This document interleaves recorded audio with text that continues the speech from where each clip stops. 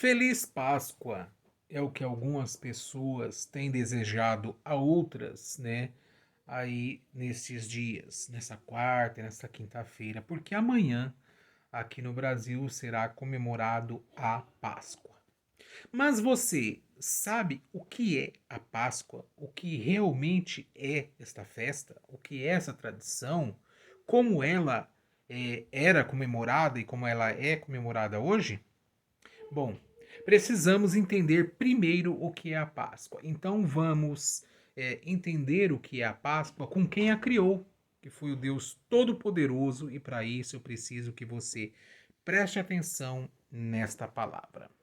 O texto em referência é Êxodo, livro do Êxodo, capítulo 12, que diz assim: O Senhor disse a Moisés e a Arão no Egito: Este deverá ser o primeiro mês do ano para vocês. No caso, um parênteses, Deus está falando do mês de abril, ou na língua hebraica lá para eles, Abib, que é o primeiro mês do ano para eles. Eles usam esse calendário religioso até hoje. E para tratar com os negócios, eles usam o calendário aí mundial, tá certo? Versículo 3: Digam a toda a comunidade de Israel que no 10º dia deste mês, todo homem deverá separar um cordeiro ou um cabrito para a sua família, um para cada casa. Se uma família for pequena demais para um animal inteiro, deve dividi-lo com o seu vizinho mais próximo conforme o número de pessoas e conforme o que cada um puder comer. O animal escolhido será macho de 1 ano, sem defeito, e pode ser cordeiro ou cabrito. Guardem-no até o 14º dia do mês, quando toda a comunidade de Israel irá sacrificá-lo ao pôr do sol. Passem então um pouco do sangue nas laterais e nas vigas superiores das portas das casas, nas quais vocês comerão o animal. Então veja bem, outro parênteses. Ah, o povo de Deus foi orientado pelo próprio Deus de que não se deve comer sangue. Deus proibiu o comer, o alimentar-se de sangue. Então, esse sangue que era tirado do animal, né, eles deveriam pegar e passar um pouco desse sangue nas vigas, né, da porta, nas laterais, na superior ali. Bom, vamos lá. Versículo 8. Naquela mesma noite comerão a carne assada no fogo. Então veja bem, a Páscoa de Deus, ele instituiu que se comessem a carne do cabrito ou do cordeiro assada no fogo. Resumindo, um churrasco, com ervas amargas e pão sem fermento. Não comam a carne crua, nem cozida em água, mas assada no fogo, cabeça, pernas e vísceras. Não deixem sobrar nada até pela manhã. Caso isso aconteça, queimem o que restar. Ao comerem, estejam prontos para sair. Cinto no lugar, sandálias nos pés e cajado na mão. Comam apressadamente. Esta é a Páscoa do Senhor. Então vocês viram aí como foi que Deus instituiu a Páscoa. Tá. Então esse era um ritual do povo judeu. Era não, é um ritual do povo judeu. Eles comemoram a Páscoa ainda nos moldes da antiga aliança. Agora, e nós, da nova aliança, nós que cremos no sacrifício de Jesus como o Cordeiro de Deus que tira o pecado do mundo, como é que nós devemos comemorar a Páscoa? Matando um cordeiro, fazendo um churrasco, comendo com ervas amargas e pão sem fermento? Não necessariamente, não há essa necessidade, não há este mandamento. Aliás, Quando estava chegando a época da Páscoa e Jesus estava aqui nos seus últimos dias de vida, é, né, como homem, ele mandou que os discípulos fossem preparar a Páscoa, né? Quer ver? Dá uma olhada neste texto. O texto é Lucas, capítulo 22 e o verso 7 a seguir. Finalmente chegou o dia dos pães sem fermento, ou seja, a preparação ali, né, o dia da Páscoa, na qual deveria ser sacrificado o cordeiro pascal. Jesus enviou Pedro e João dizendo: vão preparar a refeição da Páscoa. Aí eles perguntam como que é, e Jesus fala: oh, vocês vão encontrar um homem e tal, e vão falar: o mestre precisa lá celebrar a Páscoa com seus discípulos, e o homem liberou, aquela coisa toda. Versículo 15, Jesus diz: desejei ansiosamente comer esta Páscoa com vocês antes que sofra.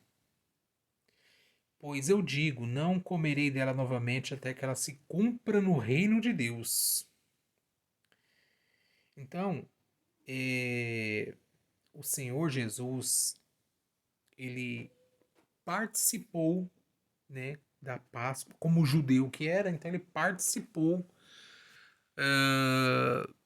como manda a Bíblia, como a Bíblia manda. Só que aí, neste dia em específico, nesta Páscoa, ele fez algo diferente. Veja aqui, ó, versículo 19. Tomando o pão, deu graças, partiu-o e deu aos discípulos, dizendo: isto é o meu corpo, dado em favor de vocês. Façam isto em memória de mim. Da mesma forma, depois da ceia, tomou o cálice, dizendo: este cálice é a nova aliança no meu sangue, derramado em favor de vocês. E foi derramado em nosso favor, não somente aos discípulos, mas todos aqueles que viessem a crer no Senhor Jesus. Este sacrifício é para os que creem. Então, ele deixou de lado o rito da Páscoa e instituiu a ceia, né? Em outra passagem diz que aquele que não come da minha carne e não bebe do meu sangue não tem parte com ele. Ou seja, não é que nós vamos literalmente pegar um pedaço do corpo de Cristo e comer, ou pegar um gole do sangue dele e beber. Não. Ele deixou a ceia como um símbolo do sacrifício dele. Então ele falou: comam e bebam, façam isso em memória de mim. Pois todas as vezes, como Paulo diz lá em Coríntios, né? Todas as vezes que celebrarem, né, a ceia do Senhor, estaremos anunciando a morte do Senhor até que ele venha. E por que anunciar a morte? Porque lá em 1 Coríntios, é o capítulo 5 e o verso 7, que diz assim: livrem-se do fermento velho, para que sejam nova massa e sem fermento, como realmente são.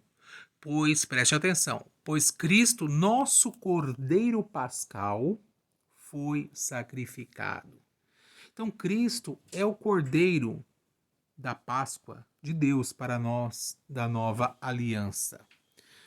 Quando Jesus foi para ser batizado por João Batista no Rio Jordão, João Batista olhou para ele e disse: olha ali, o Cordeiro de Deus que tira o pecado do mundo. Tá vendo aí? Cristo é a nossa Páscoa. O sacrifício do Senhor é o símbolo, né, do que ele fez por nós. O símbolo, não, perdão, ele é a vitória que ele nos garantiu para que aqueles nós que cremos nele possamos herdar a vida eterna, se o seguirmos ou obedecermos fielmente. Então, então nós não precisamos mais matar um bicho, tirar o seu sangue, fazer aquele churrasco. Claro, querendo fazer um churrasco na Páscoa, fique à vontade. O importante é que você tenha em mente de que a Páscoa verdadeira, real. E o sentido dela é: Cristo foi sacrificado por nós, foi morto em nosso lugar, mas ele ressuscitou e agora ele vive e reina eternamente. Ele vive e reina para todo sempre.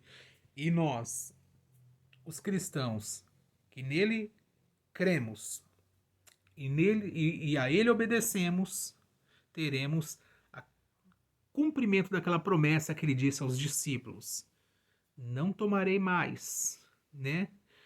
Este vinho, este suco, esse fruto da vida, não tomarei mais com vocês até que se cumpra no reino dos céus.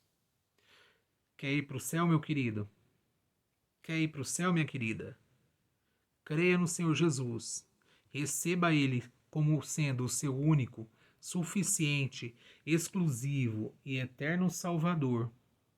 E você terá direito à vida eterna se o obedecer fielmente. Pois Cristo, Ele, sendo o nosso Cordeiro Pascual, Ele tomou o nosso lugar.